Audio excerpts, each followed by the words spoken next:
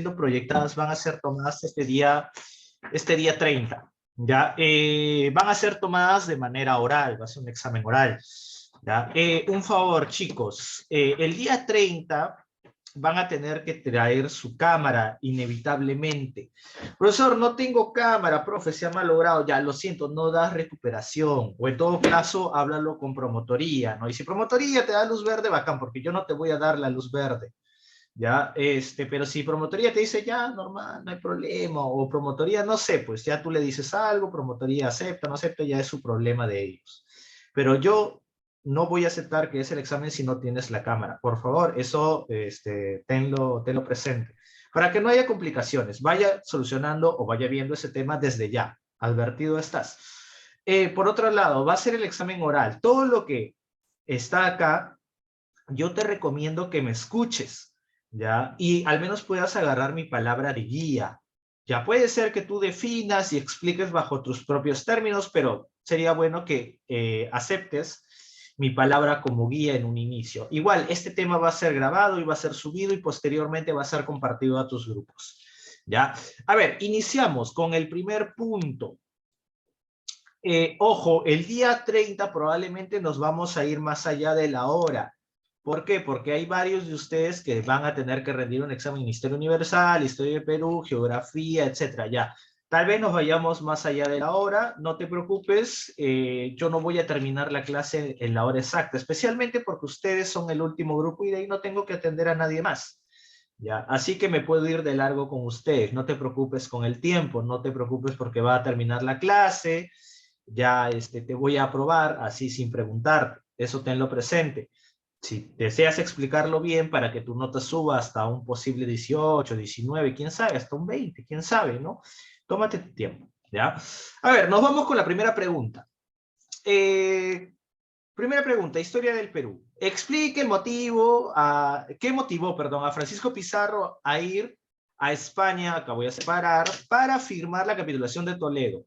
De igual forma, analice dicha capitulación como piedra angular del deterioro de las relaciones entre Almagro y Pizarro.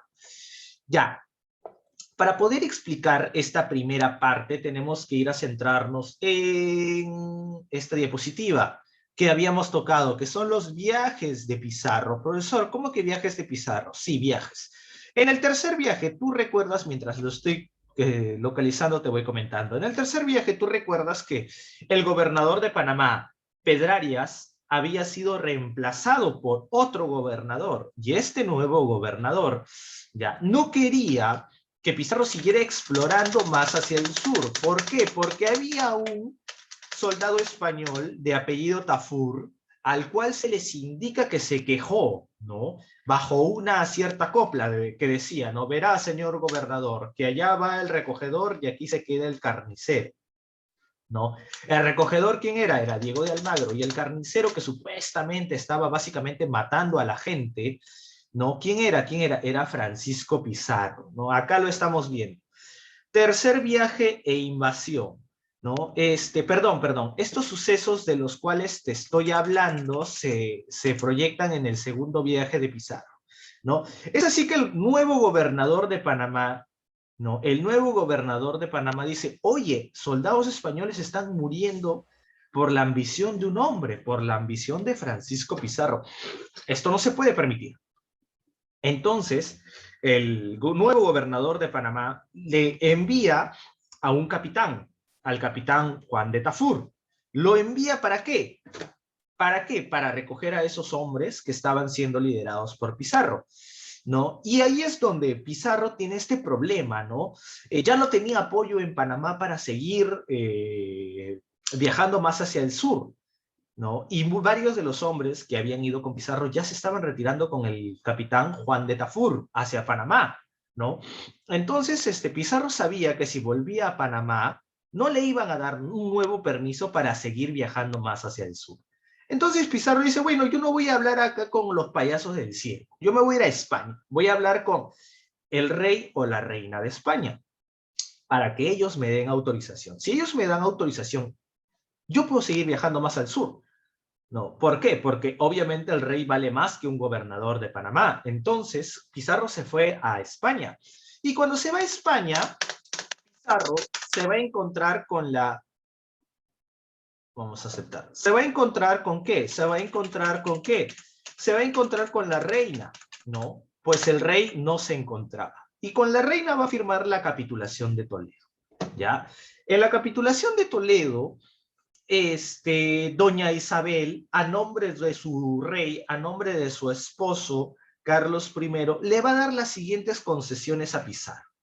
Le va a dar a Pizarro el título de gobernador, de adelantado, de alguacil mayor, de Nueva Castilla, ¿no? Le va a dar el título de alguacil mayor de Nueva Castilla y le va a dar de sueldo 725,000 maravedíes por los servicios que va a prestar a la corona invadiendo toda la zona sur del continente de América, ¿ya?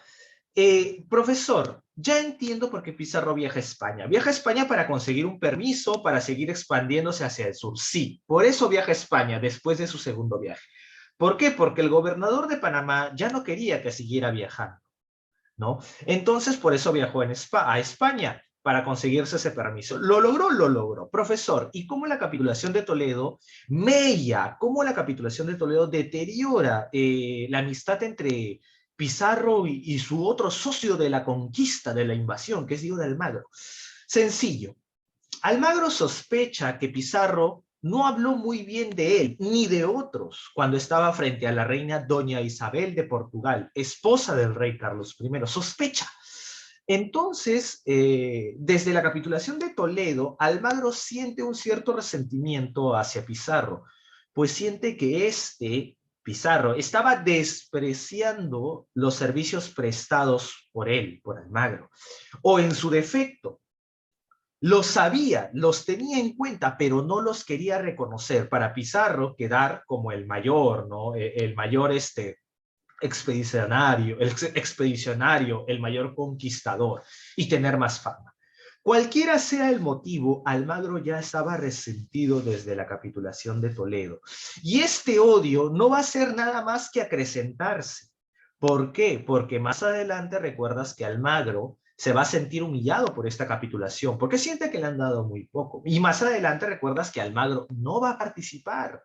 ¿De qué no va a participar? De la repartición del tesoro de Atahualpa, y no va a participar del saqueo del Cusco, ¿no? Y ahí es donde Almagro le guarda un odio irreparable hacia Pizarro y eventualmente le va a llevar hacia que la primera guerra civil entre invasores españoles acá en América, ¿ya? Esa es la primera respuesta a tu pregunta del balotario. Vamos a ponerlo acá. Punto número 2. Ojo, mira, acá dice explique, explique. Cuando me digo explique, tienes que explayarte, hijo. Tienes que acá demostrar, hacer gala de lo que has leído, de lo que has aprendido. ¿Ya? Explique, segundo punto, explique en qué consiste la resistencia ideológica indígena relacionada al Taquioncoy. A ver, vamos a ver primero qué es resistencia ideológica. La resistencia ideológica es básicamente evitar que tú seas colonizado mentalmente por tu enemigo. Es decir, si tu enemigo cree, no sé, pues en Thor, cree en el hinduismo, cree en Buda, no sé, en lo que se te dé la gana, ¿no? Y ese enemigo eventualmente te gana a ti la guerra, tú vas a saber que ya perdiste la guerra, es verdad, perdiste militarmente y te van a dominar militarmente, pero una cosa es dominarte militarmente y otra cosa es que te dominen acá. La resistencia indígena ¿ya? Fue una resistencia ideológica también. No solo fue una resistencia militar, fue una resistencia ideológica. ¿Y cómo fue esta resistencia ideológica, profesor? Esta resistencia ideológica se basó en ¿qué? ¿Se basó en qué? En mantener las viejas tradiciones incaicas. En eso se basó la resistencia a la resistencia indígena, en mantener las viejas tradiciones incaicas. Por ejemplo, en seguir adorando a las huacas, ojo, pero ya no de manera pública, sino de manera privada, de manera como clandestina. ¿Por qué? Porque si tú eras un indígena, o si tú eras hasta un español, ¿no? Y te descubrían adorando ídolos de piedra, de oro, si te descubrían adorando, no sé, cerros, disculpa, o si se te descubría adorando antepasados, así a ti se te castigaba de manera física, ¿no? Y los incas empiezan a hacer una resistencia ideológica pasiva, en secreto, ¿no? En secreto. Yo adoro a las huacas, adoro a mis antepasados, adoro a los ídolos de piedra, de oro, pero de manera asolapada, sin que se den cuenta. Y ahí es donde entra una manera de resistir ideológicamente. Ahí es donde entra el Takkyonkoi. El Takkyonkoi no es otra cosa más que, vamos a adelantar esto, el Takkyonkoi no es otra cosa más que un baile llamado el baile frenético. Esta resistencia indígena, esta resistencia ideológica, fue fundada por el señor Juan Chocne y tiene como base, ¿no?, la argumentación de que, oye, ¿sabes por qué tantos indígenas han muerto durante la invasión española? No es porque los españoles sean superiores en armas. Bueno, tal vez es uno de los motivos, pero esencialmente, ¿sabes por qué ahora, luego de la invasión española, estamos muriendo? Es porque nuestras vacas nos están castigando. Oye, ¿por qué nos están castigando? Ah, nos están castigando porque cuando vinieron los españoles, el imperio del Tahuantinsuyo cayó. Y cayó por la mano de varias culturas que que fueron dominadas por el imperio del Tahuantinsuyo, pero al ver a los españoles decidieron unírselas. Y como le dieron la espalda al imperio, varios apus, varios cerros, varios dioses, varias huacas decidieron castigarnos a nosotros, los indígenas. ¿Cómo? Mandándonos enfermedades y matándonos. ¿Qué quería el Takkyonkoi? ¿Qué quería esa resistencia ideológica fundada por Juan Chocne? Quería regresar a la adoración de las viejas huacas, de las viejas costumbres incaicas, ¿no? Y también había fundado un baile.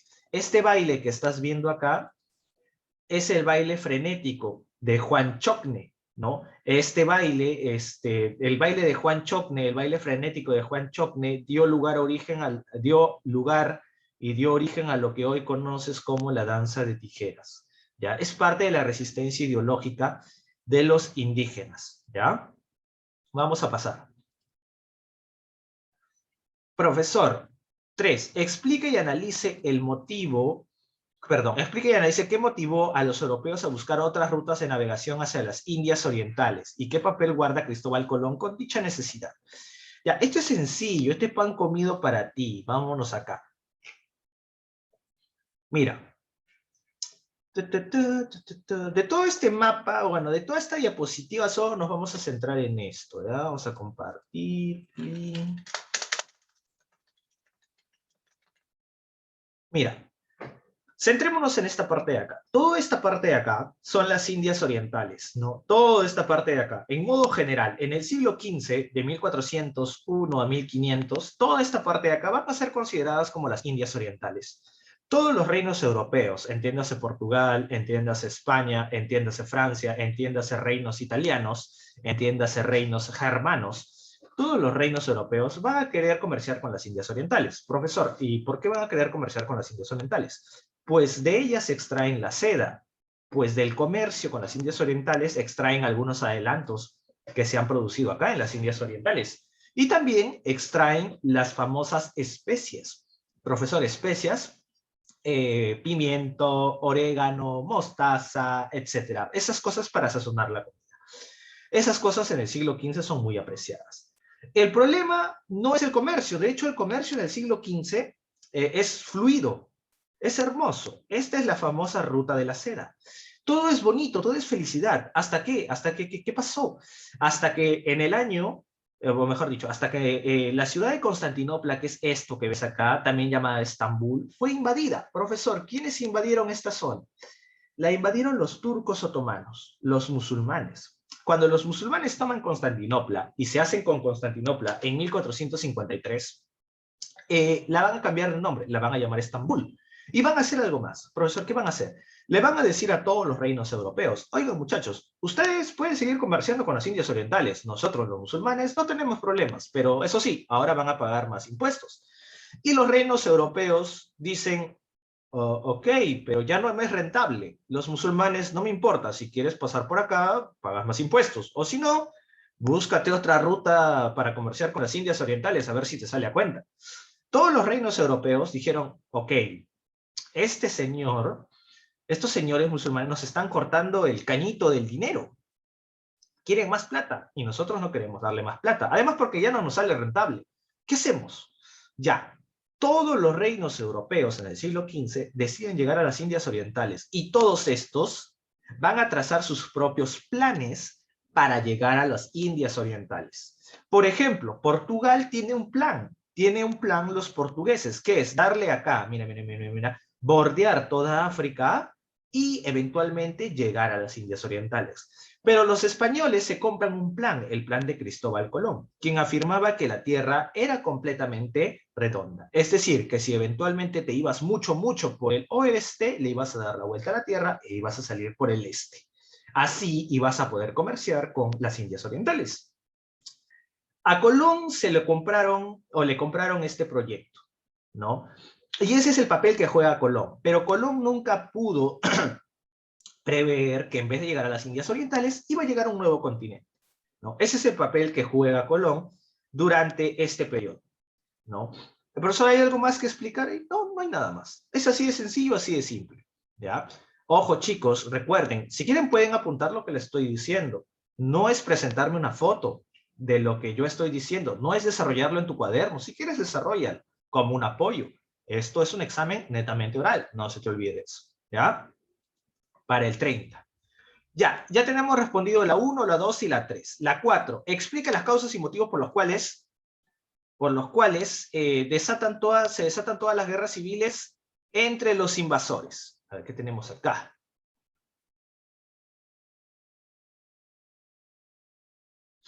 El papel de Cristóbal Colón, excelente pregunta. Fue vender la idea de que la Tierra era redonda, pero ojo, vende esta idea ¿para qué? No para llegar a América, eso guárdatelo o guárdenselo todos en la cabeza. Vende esta idea para trazar una ruta y llegar a las Indias Orientales, dándole la vuelta al mundo. Esa es la idea que Colón vende. El resultado es diferente, pero esa es la idea esencialmente que Colón vende, ¿no? Básicamente es trazar una nueva ruta de navegación. ¿Ya? Acá no tiene que ver nada del continente americano, no te estoy preguntando sobre eso, pero si desean hablar sobre eso, ya es su rollo, ¿no? De ustedes tal vez sea más nota, ¿no? Ya es la habilidad de cada uno. ¿Ya? A ver.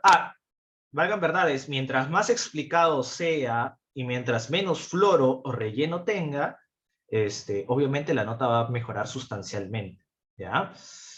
Vamos a ver, punto número 4. Vamos a ver sobre los motivos de las guerras civiles entre los invasores. Vamos a proyectar la diapositiva. A ver, ¿dónde estás? Guerras civiles entre españoles. A ver, señores. Mira, antes de proyectar la diapositiva, quiero que leas esto. Dice, 4, explique, mira, en la 4 es explique causas y motivos por los cuales se desatan todas las guerras civiles entre los invasores. Todas, ¿ya? Vamos a analizar causas y motivos. Vamos a proyectar la diapositiva, estamos ok. Primera Guerra Civil. La Primera Guerra Civil entre los españoles va a ser entre Francisco Pizarro y Diego de Almagro. Profesor, ¿por qué va a ser? Bueno, recuerdas que o mejor dicho, Almagro ya le tenía hambre, le tenía odio a Pizarro. La Primera Guerra Civil esencialmente va a ser por dos cosas. Primero, por la posesión del Cusco. Esa es una causa. Ese es un motivo. Segundo motivo, o mejor dicho, la posesión del Cusco es el primer motivo. Una causa de la guerra civil entre Almagro y Pizarro es el tratado de qué, o mejor dicho, es la capitulación de qué, de Toledo. Ahí tienes motivo y causa de la Primera Guerra Civil. ¿Ya? Motivo y causa de la Primera Guerra Civil ya están expuestos, ya están dichos. ¿Ya? Bueno, vámonos a la Segunda Guerra Civil.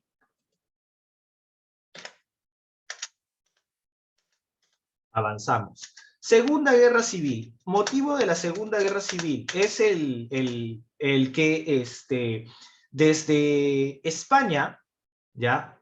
Fue enviado el comisionado Vaca de Castro. ¿Para qué? El comisionado Vaca de Castro fue enviado desde España para restablecer el orden. ¿Y qué había pasado? Bueno, ya había pasado que Francisco Pizarro había sido asesinado y Almagro, o Almagro el Tuerto, como quieras llamarlo, Almagro el Viejo también, ya había sido asesinado también. Entonces, ¿quién estaba gobernando el Perú por aquel entonces? O la gobernación de Nueva Castilla y Nueva Toledo por aquel entonces. Era el descendiente de Almagro el Tuerto o Almagro el Viejo. ¿Quién era? Era el hijo, el mestizo Almagro el Mozo. Él estaba gobernando. El comisionado Vaca de Castro llegó acá en representante o en representación del rey de España. Y la causa de la Segunda Guerra Civil es el restablecimiento del orden por parte del comisionado Vaca de Castro. ¿Ya? Esa es una causa. ¿Ya? Una consecuencia de la Segunda Guerra Civil va a ser el asesinato de Vaca de Castro, perdón, el asesinato de Almagro el Mozo, hijo de Almagro el Viejo. ¿Ya? Profesor, luego de que Almagro el Mozo muera, ¿quién va a asumir el poder? Lo va a asumir el hermano de Pizarro. ¿Quién es el hermano de Pizarro? Gonzalo Pizarro. ¿Ya? Ahí tienes causa y consecuencia de la Segunda Guerra Civil entre los españoles. ¿Ya? Ya.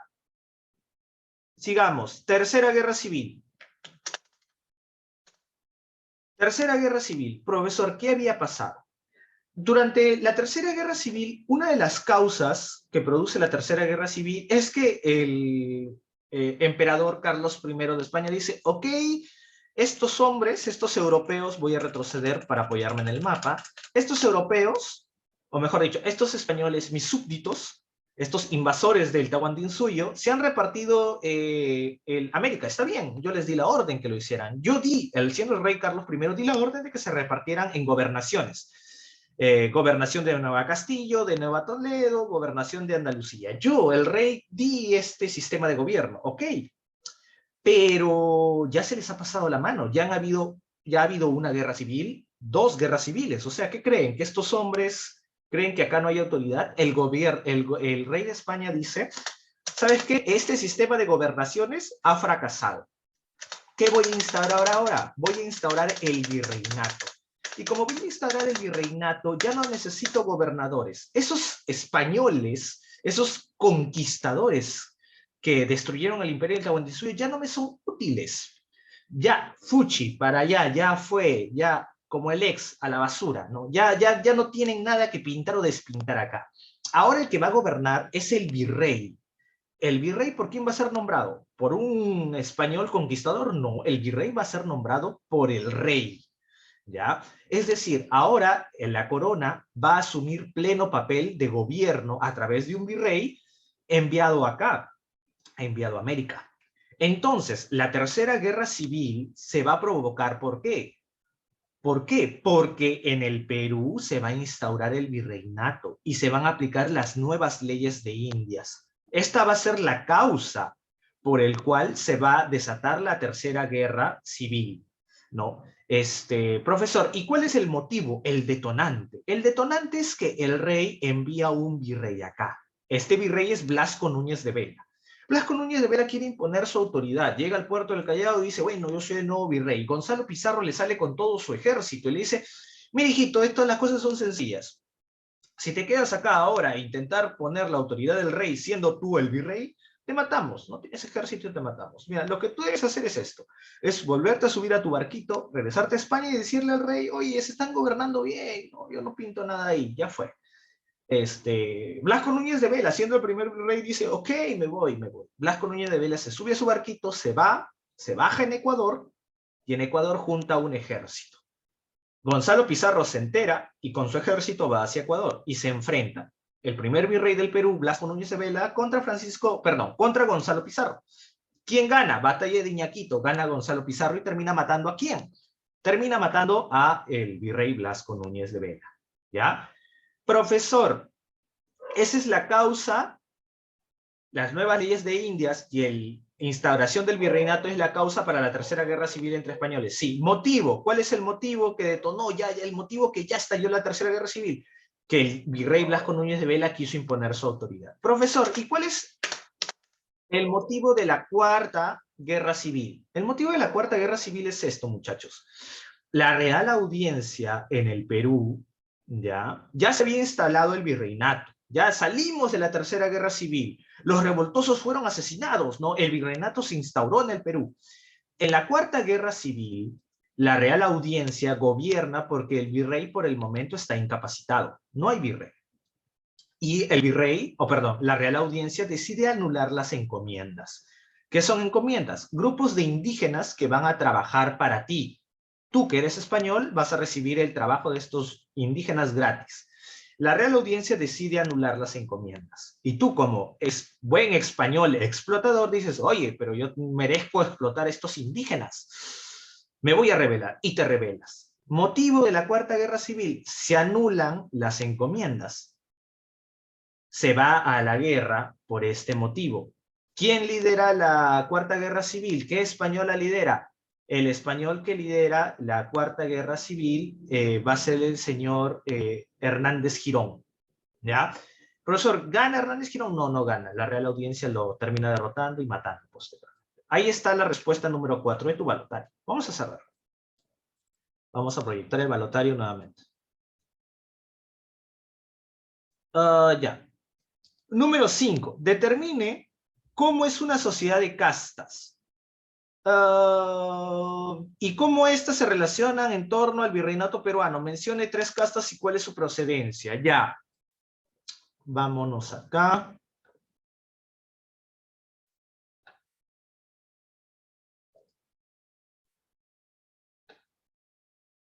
Un momento.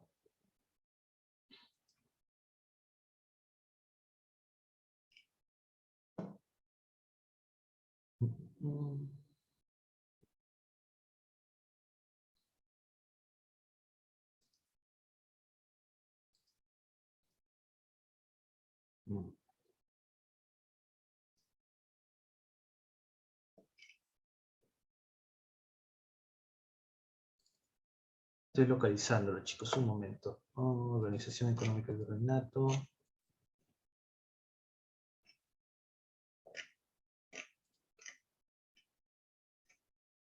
No, no es esto. Ya, acá está. A ver, ¿qué es una casta, profesor? Voy a proyectar la pantalla. Una casta es un grupo social cerrado. ¿Ya? Eso es una casta. Ya, vamos a pasar. Al ser un grupo social cerrado, tú tienes que entender que en el virreinato peruano van a haber castas. ¿Castas de quiénes? De españoles e indígenas. ¿Ya? Esa es la mayor casta que hay. Los mismos españoles se dividen en más castas, pero ojo, ahorita estamos hablando a modo general. En el virreinato peruano, hablando a modo general, hay 2 castas, hay 2 grandes castas sociales. Españoles e indígenas se acabó. Que los españoles se vuelvan a dividir en más castas de acuerdo al dinero, de acuerdo a su nobleza, etcétera, ya, eso es diferente. ¿Se ha dado? Sí, pero no lo vamos a estudiar porque no es parte de la pregunta de tu balotario. Vamos a hablar ahora solo de 2 grandes castas, de los españoles y de los indígenas, ¿ya? A ver, el virreinato peruano se establecieron 2 grandes castas. Los españoles, ¿ya? La nobleza española o la casta española, ¿ya? Y la nobleza indígena, ¿ya? República de españoles y República de indios. Ambos tratados con leyes, normas y vestimentas diferentes, ¿ya? Recuerda, la casta es un grupo social cerrado. En la pregunta del balotario dice, determine ¿qué es una sociedad de castas? Ya te lo dije. Una sociedad de castas es básicamente una sociedad en la cual las personas están en grupos sociales cerrados. Sea por cuánto dinero tienes, sea por qué color de piel tienes, sea por cuál es tu creencia religiosa, o sea por de qué lugar vengas.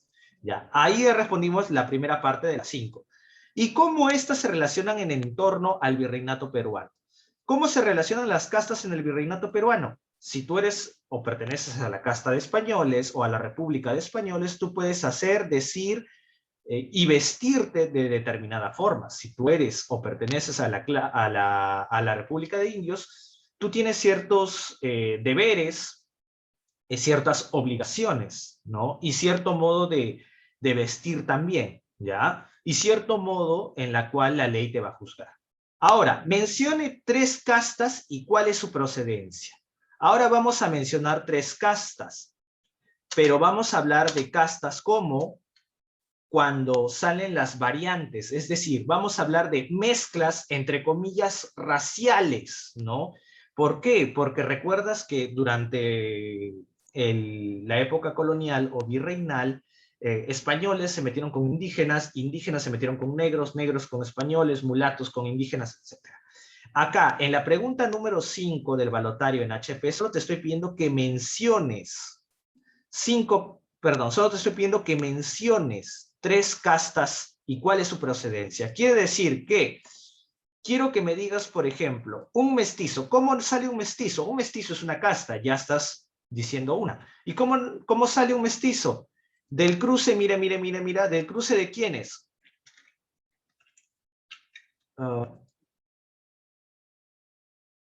Ya, vámonos acá.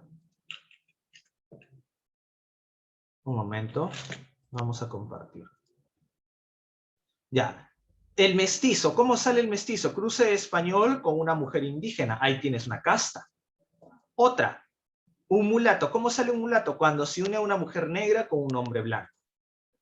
Sambo, ¿cuándo sale un sambo? Cuando se une una mujer negra con un indio. ¿Hay otras castas, profesor? Claro, ahí está la casta del cholo, del tente en el aire y del salta para atrás. Lo que tú vas a hacer en el balotario, cuando te esté tomando el oral, es decirme, mestizo sale de la mezcla de tanto, mulato sale de la mezcla de tanto, sambo sale de la mezcla de tanto, ¿ok?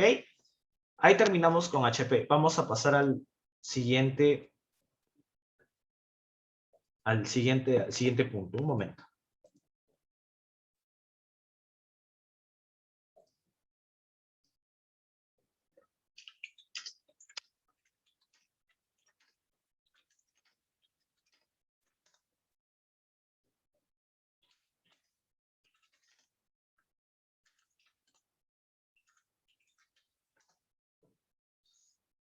Un momento, ¿eh? Ya, chicos. A ver, balotario de nuevo. Acá está. No tenemos tiempo, no tenemos mucho tiempo. A ver, defina, historia universal, defina qué son las relaciones de vasallaje y cómo éstas eran usadas en el feudalismo en temas políticos, económicos y militares. Relaciones de vasallaje, oye, tú eres mi vasallo, yo soy el señor feudal, yo te hago jurar fidelidad a mí. Sí, pero ¿por qué? Bueno, porque ahora no necesito tu ayuda, vasallo mío, pero eventualmente cuando yo me vaya a la guerra voy a pedir que mis vasallos vengan a la guerra conmigo. Y como tú me has jurado fidelidad, tú vas a venir a la guerra conmigo porque es tu honor el que está en juego, ¿no? Además, en relaciones de vasallaje, yo te doy una tierra a ti, vasallo, porque yo soy un señor feudal, yo te doy una tierra a ti para que tú la explotes económicamente. Pero ojo, eso no es gratis, tú me vas a tener que dar cierto porcentaje, sea en oro, sea en plata, sea en mujeres, sea en carne, sea en lana, sea en alimentos, ¿ya? Y el vasallo dice, ok, no hay problema, ¿ya? Segundo punto de HU. Explique al menos 2 motivos por el cual la edad feudal llega a su fin. A ver, el principal motivo por el cual la edad feudal llega a su fin, muchachos, es porque los señores feudales se fueron a la guerra. ¿Dónde se fueron a la guerra, profesor? En Oriente Medio se fueron a la guerra. Profesor, ¿para qué? Para recuperar Tierra Santa. Ahí es donde los señores feudales pierden la mayor parte de su riqueza y poderío militar. Regresan a Europa pobres y débiles. Y ahí es cuando el rey le dice, ¿no? Ah, así que estás pobre, estás débil, señor feudal. ¿No? Ahora el que manda soy yo, el rey, y tú ya no tienes poder militar ni económico para hacerme frente. Ese es el motivo principal por el cual el señor feudal o el feudalismo llega a su fin. Ya, bueno, explique 2 motivos. Ya, acá no debí poner 2 motivos. Acá es solo un motivo. Ya, en la número 2 de HU es un motivo. Explique el motivo. Ya, en la 2 de HU es solo un motivo. Ya, explique el motivo por el cual el feudalismo llega a su fin. Ya. La 3, defina qué es el Renacimiento y qué es el humanismo. El Renacimiento es un movimiento artístico e intelectual, muchachos, ¿ya? ¿Que busca qué? Ojo, acá es definir solamente, ¿ah? Solo es definir, acá ya no es explicar. ¿no? Acá es una definición de 2 líneas, nada más. Te memorizas 2 líneas y se acabó. El Renacimiento es un movimiento artístico intelectual, ¿no? Que le dice a los hombres, ¿no? Que hay diferentes maneras de ver e entender el conocimiento y hay diferentes modos de proceder a realizar obras de arte. Se acabó. Esto se manifiesta tanto en la pintura, como en las letras, como en la escultura. Profesor, ¿y qué es el humanismo? Es una corriente de pensamiento antropocéntrica. Profesor, ¿qué es antropocéntrica? Antropocéntrica, es decir, que tiene al hombre, ¿no? Como su principal elemento. El hombre por encima de Dios, básicamente. Ese es el humanismo. El humanismo te dice, el hombre es la medida de todas las cosas. Con la explicación y la razón vamos a encontrar, provenientes del hombre, vamos a encontrar la respuesta a todas las cosas. Es un movimiento antropocéntrico el humanismo, que pone en su centro de estudio al hombre, y por hombre me refiero tanto al sexo masculino como al sexo femenino. 4. Explique cuál es el motivo por el cual los imperios europeos comienzan su fase expansiva sobre África y Asia. Ya, para explicarte esto, vámonos con un pequeño mapa. Un momento.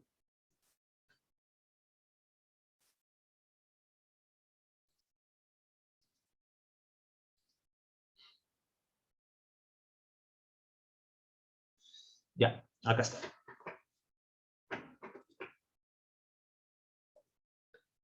A ver, chicos. Mira, vamos a avanzar esto, no nos importa por ahora. Esto quiero que veamos por ahora. ¿Por qué los imperios europeos se comienzan a comer a África, como ves acá? Se la reparten en 1911. ¿Y por qué más adelante los imperios europeos, después de comerse toda África, se van a comer parte del continente asiático? ¿Por qué, profesor? ¿Por qué? Mira, ¿por qué los europeos se reparten todo África y parte del continente asiático? Sencillo, los europeos, ¿qué tenemos acá? Excelente, ¿no? Los europeos le comienzan a dar vuelta a África, ¿no? Y a Asia, ¿por qué? Porque estos tenían materias primas. Profesor, no entiendo, ¿por qué materias primas? Ah, ya. Europa estaba en plena revolución industrial y tenían industrias que necesitan materias primas para producir. Ejemplo, tú necesitas, no sé, pues necesitas vidrio, plástico, un poco de oro, un poco de cobre, para producir esto que ves acá, un celular, o para producir una placa madre de tu computadora, ¿no? Y hay un problema, cuando ya no encuentras esas materias primas dentro de tu propio territorio, ¿no? Ya la empiezas a buscar en otras partes. Así que los reinos europeos o potencias europeas en el siglo XIX comienzan a ver a África con otros ojos, ¿no? La comienzan a ver a África como una zona explotable. Tengo que ir a invadir África para quitarle sus materias primas. Me llevo esas materias primas a Europa, las proceso, creo tecnología, regreso donde los africanos o donde América y les vendo esa tecnología obviamente más cara. ¿Por qué? Porque yo les estoy vendiendo tecnología. Ellos son productores de materias primas y yo soy productor de tecnología, ¿no? Por este motivo es que los reinos europeos o potencias europeas se comen a África y se comen a Asia, ¿ya? Vamos a seguir con tu batalla. 5 de HU. Explique 4 ideas ilustradas y determine cuántas de las ideas ilustradas están hoy en día vigentes. Ponga 2 ejemplos. Wow. Ya. Vamos a explicar las ideas ilustradas. Vamos a explicar 4 ideas ilustradas. Ya. No vamos a decir qué es la ilustración. No te está preguntando eso el balotario. Te está preguntando que expliques 4 ideas ilustradas. Vámonos acá. ¿Dónde estás? ¿Dónde estás? ¿Dónde estás? Ilustración. Cimiento, revolución industrial. Está. Acá está, la ilustración. Mira, una de las ideas ilustradas, ¿dónde está? Vamos a proyectarlo. Una de las ideas ilustradas, muchacho, es la división de poderes. ¿Quién nos habla de la división de poderes? La división de poderes es hablado por el señor Montesquieu. Esta es una idea ilustrada que afirma que, ¿qué? que el poder no debe ser manejado solo por una persona. ¿Pero eso por qué? Porque el poder corrompe y el poder absoluto corrompe absolutamente. Entonces, lo más adecuado para el gobierno de un país es que el poder esté dividido en tres: en el rey, en el legislativo y en el poder judicial. Actualmente se entiende la división de poderes como poder ejecutivo por el presidente, poder legislativo por el Congreso y poder judicial, representado por los jueces, ¿no? ¿Por qué esta idea es tan difundida en la Ilustración? Porque durante el periodo de la Ilustración, muchos pensadores se dieron cuenta de que los reyes y reinas abusaban demasiado de su poder. Eso es una de las ideas de la Ilustración. Y es una de las ideas que hasta hoy en día siguen vivas. Un ejemplo, profesor, de esta idea que hasta hoy en día sigue viva. Un ejemplo de esto es la democracia peruana. La democracia peruana está dividida en tres poderes: ejecutivo, legislativo y judicial, ¿no? Aparte tenemos instituciones autónomas, pero eso no es el tema de la clase del día de hoy. No lo voy a hablar porque no es ese tema. Ya, esa es una idea ilustrada que hoy en día sigue presente. Otra idea ilustrada, profesor, otra idea ilustrada es, por ejemplo, la libre expresión. Profesor, ¿cómo que libre expresión? Claro, traigamos de vuelta a Voltaire o Voltaire, ¿no? No estoy de acuerdo con lo que dices, pero moriría por el derecho que tú tienes a decirlo, ¿no? Libertad de expresión. Mientras tú puedas expresarte libremente, podemos vivir tranquilos, ¿ya? Profesor, otra idea ilustrada: liberalismo económico o libertad económica. ¿Qué quiere decir? Los estados no tienen que meter, o los reyes no tienen que meterse a regular el precio ¿de qué? De los productos. ¿Por qué? Porque el mercado se regula solo. Una mano invisible regula solo el mercado, ¿no? Profesor, otro concepto de la idea, de la ilustración, profesor. Otro concepto. A ver, otro concepto de lo que podríamos hablar de la ilustración como tal, podemos tener la voluntad popular como medio de gobierno. Profesor, no entiendo. Bueno, es que en la ilustración ya se comienza a hablar de que los reyes están en el poder para servir al pueblo y no servirse del pueblo. ¿Qué, profesor? Acá ya empieza a meterse la idea de democracia bien fuerte. Sí, acá ya la idea de democracia se empieza a meter de una manera violenta, ¿ya? Profesor, esta idea hoy en día sigue vigente, por supuesto, ¿ya? Ahí explicamos ya todo tu número, todo tu HP y tu HU están explicados. Ahora geografía. Explica qué es la teoría de la tectónica de placas. A ver, vamos a cerrar un momento. Vamos a cerrar esto. Vamos a cerrar esto. Déjame ubicar la diapositiva, un momento.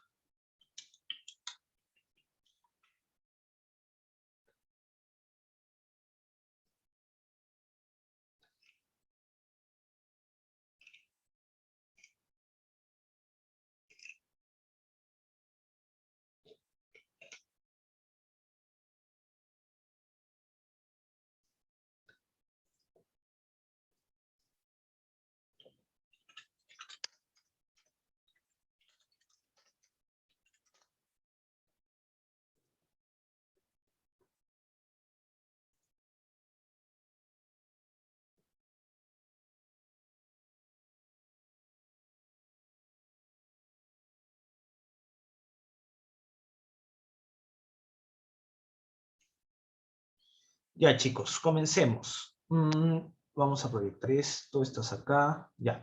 La teoría de la tectónica de placas nos dice esto. Vamos a, ya. Esto nos va a servir. La teoría de la tectónica de placas nos dice que abajo de estos continentes que estás viendo acá, ¿no? Hay grandes placas que están flotando sobre magma.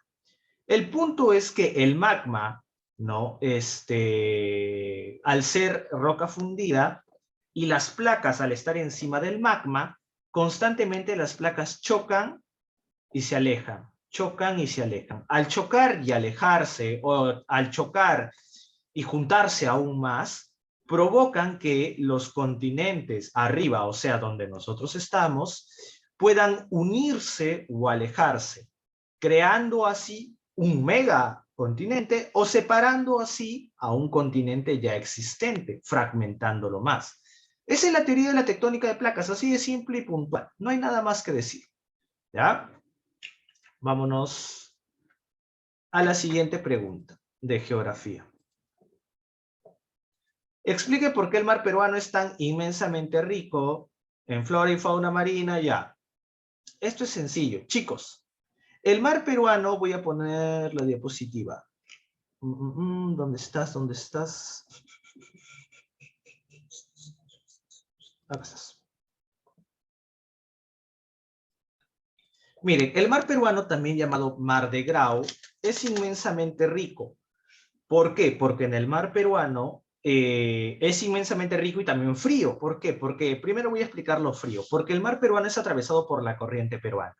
La corriente peruana es una corriente fría que viene desde Valparaíso, Chile, y llega hasta Piura. Una vez que llega hasta acá, Piura, la corriente peruana toma un rumbo suroeste, es decir, quiebra a la izquierda. ¿Ya? La corriente peruana es una corriente fría que oscila entre 17 y 19 grados de temperatura. Pero, profesor, ¿por qué? Ya sé por qué el mar peruano es frío. ¿Por qué el mar peruano es sumamente rico en nutrientes y en peces? Eso se debe al fenómeno del afloramiento.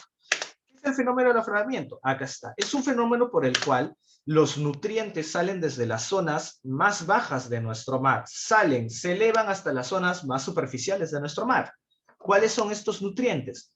Son los famosos plancton y fitoplancton. Son microalgas. Estas microalgas son alimentos de peces pequeños, peces como las anchovetas. Cuando los peces pequeños tienen mucho alimento, comen y se reproducen. Cuando hay muchos peces pequeños, estos peces pequeños se van a seguir reproduciendo porque hay mucho alimento. Y estos peces pequeños, como se reproducen y hay muchos, van a venir peces más grandes que se los van a terminar comiendo. Y como hay muchos peces pequeños, los peces grandes al comérselos se van a reproducir y la cadena va a continuar. Esto hace que el mar peruano sea sumamente rico, ¿no? En flora y fauna. Profesor, ¿pero qué pasa si el mar peruano no tuviera el fenómeno del afloramiento? Es decir, estas microalgas no ascendieran o estos nutrientes no ascendieran de las profundidades del océano. Ya, si el mar peruano no tuviera el afloramiento, sencillamente nuestra riqueza y variedad marina no sería tan grande. Así de simple. Ya hemos respondido la número 3, creo, de geografía, sí. Número 4. Explique qué es la geodinámica interna y exponga 3 ejemplos. La geodinámica interna, muchachos, es el cambio de la Tierra. ¿A partir de qué? A partir del interior de la misma. Un ejemplo de geodinámica interna, un ejemplo de cómo la Tierra se modifica desde su interior. Un ejemplo es la tectónica de placas. La tectónica de placas nos dice que los continentes se juntan, se separan y se fraccionan a partir del choque constante o del alejamiento constante de las placas tectónicas. Esto es una muestra de geodinámica interna. Una muestra de geodinámica interna también son los temblores o terremotos que modifican el paisaje. A partir de un terremoto puede ocurrir derrumbes, puede ocurrir que una parte del relieve crezca o se hunda. Esa es una modificación del terreno y es parte de la geodinámica interna. Otra parte de la geodinámica interna es la explosión o erupción ¿de qué? De los volcanes. Recuerda, cuando el volcán explota o erupciona, bota residuos, quema bosques, contamina y elimina poblaciones. Ahí cambia la superficie o cambia el relieve, ¿no? Y se modifica, por lo tanto es parte de la geodinámica interna. 5. Explique 4 motivos por los cuales la atmósfera es esencial para el planeta. Uy, esto está regalado, ¿eh? Profesor, atmósfera nos permite respirar, ¿no? Es algo necesario, ¿ya? ¿Cómo lo puedo explicar? Bueno, nos permite respirar, profe, la atmósfera. ¿Sabe cómo? Con el oxígeno alrededor. El oxígeno está atrapado por la gravedad de la Tierra y por eso es que podemos respirar. Otro motivo por el cual la atmósfera es muy importante es la capa de ozono, profe, porque nos protege contra los rayos ultravioletas. Otro motivo por el cual la atmósfera es importante para el planeta Tierra es la capa llamada la ionosfera, profe. ¿Por qué? Porque esta es la capa de las telecomunicaciones. Nos ayuda a estar comunicados y en estos momentos a recibir esta clase. Profesor, Otro motivo por el cual la atmósfera es esencial para nuestro planeta. Nos protege, ¿ya? ¿Nos protege de qué? A ver, tenemos uno, dos, tres. Nos protege, especialmente la magnetosfera, nos protege de las alteraciones electromagnéticas que vengan del Sol, ¿ya? Estos son motivos por los cuales la atmósfera es esencial y necesaria para nosotros en la Tierra. Cívica. Determine cuatro, ojo, determine. Cuando te hablo de determinar es básicamente que solo digas 4 características del Estado peruano.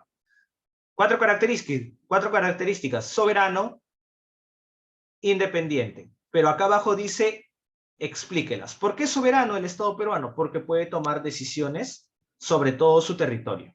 ¿Por qué es independiente? Porque el Estado peruano se manda solo. No le pregunta a otro Estado qué debe o qué no debe hacer. Otra característica del Estado peruano: tiene una democracia, es un Estado democrático, es decir, el pueblo elige sus representantes. Otra característica del Estado peruano: es libre, así de simple, ¿no? Por ser libre, ¿por qué? Bueno, porque no está bajo el mando de otro Estado, ¿ya? Bueno, esas son las 4 características del Estado. Hay más, por supuesto, hay más características del Estado peruano. Si no estás contento con las que te he dicho, bueno, puedes revisar tu hoja, no hay problema. ¿Ya? También tienes que explicarlas, ojo. Define bajo qué concepto se establece la separación de poderes. Bueno, creo que esto ya viene de la Ilustración también, ¿no? Profesor, concepto de separación de poderes. El poder no puede estar mantenido, todo el poder no puede tenerlo una sola persona. Para vivir en una democracia como tal, el poder debe estar distribuido en 3: ejecutivo, legislativo y judicial. ¿Para qué? Para que a una persona no se le vaya la mano o no se le suban los humos con el poder. Toda persona que tiene todo el poder dentro de sí tiende a cometer excesos o crímenes. Grábate eso en la mente. 3. Defina qué son los derechos humanos. Los derechos humanos son una serie de prerrogativas que tiene la persona, es decir, una serie de derechos con los cuales tú ya naces, que nadie te los puede quitar, y los tienes para asegurarte un mejor desenvolvimiento en este mundo y que nadie pueda violentar, ¿ya?, a tu persona. Nada más, algo puntual, algo sencillo. ¿Por qué? Porque en la 3 dice definir, no explicar más allá, solo definir, ¿ya? 4. Defina qué son los derechos constitucionales. Explique 2 de ellos y aplíquelos a 2 ejemplos. Derechos constitucionales. Un derecho constitucional: derecho a la libre expresión. Es mi derecho constitucional a expresarme libremente. Mira, explique 2 de ellos. Vamos a explicar 2 de estos derechos. El derecho a la libre expresión. Yo puedo expresarme libremente de cómo puede... yo puedo expresar mi opinión de cómo el presidente gobierna, de cómo atiende salud, de qué me parece el colegio de ingenieros y sus profesores. Yo puedo hacerlo, siempre y cuando mi opinión, mi expresión, no afecte los derechos, ni la honra, ni la reputación de la otra persona o de la entidad como tal, ¿no? Ejemplo, no sé, tú puedes decir, tal periódico me parece un mamarracho, ¿no? Ya tú te expresaste libremente y nadie te puede meter a la cárcel. Pero si tú dices, este periódico acepta plata de narcotraficantes, ahí tú estás haciendo, no estás ejerciendo tu libertad de expresión ahí. Bueno, sí, la estás ejerciendo, pero estás difamando. ¿Por qué? Porque tú no tienes pruebas de lo que estás diciendo. Estás atentando contra el honor de ese periódico, ¿ya? Y ahí sí, pues, se te puede llevar a juicio, ¿no? Ese es un ejemplo. Otro ejemplo: libertad de tránsito, un derecho constitucional. O otro ejemplo, si quieres, libertad de creencia. Tú puedes creer en el Dios, en la religión que se te dé la gana, ¿no? Aplicado un ejemplo hoy en día, por ejemplo, hoy en día tú eres católico, puede ser que eres católico. Oye, pero más adelante tú tal vez ves la religión mormona, la musulmana, la metodista, la budista, la hinduista, la que se te dé la gana, ¿no? Y tú dices, bueno, yo voy a dejar de ser católico y me voy a cambiar de otra religión. Y tú puedes hacerlo porque es un derecho constitucional que tú tienes. Tú tienes la libertad de culto, de creer en lo que se te da la gana. 5. Defina qué es un país pluricultural. y ponga 5 ejemplos de los mismos en nuestro país. Un país pluricultural es donde convergen varias culturas. El Perú es un país pluricultural, ¿por qué? Porque acá hay cultura, ha sido traída cultura africana en la época de los españoles. Acá ha habido varias culturas en la época en la que fuimos dominados por los incas o durante que el imperio inca gobernó.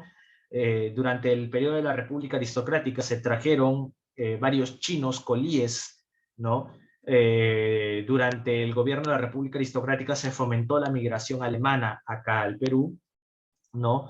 ¿Qué otra cosa podemos decir de la pluriculturalidad del Perú? Podemos decir que acá en la selva, ¿no? Hay grupos indígenas que ya se sienten partes peruanos, ¿no? Y que sus costumbres ya son parte también de nosotros, ¿no? Como, ¿quién no se ha comido un Juan hasta ahora? ¿No?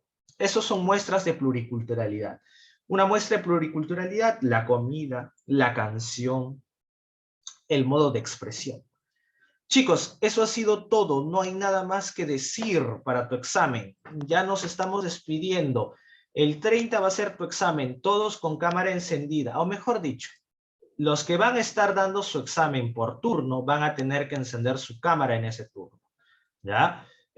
No tienes cámara, no la quieres prender, habla con coordinación. Conmigo ya no, porque yo no te lo voy a aceptar, que eso quede bien claro. Si coordinación te da luz verde, me mandas el chat, el pantallazo, lo corroboro y se acabó, ¿no? Ya das tu examen con cámara encendida, pero eso hablo con coordinación, no conmigo, ¿ya?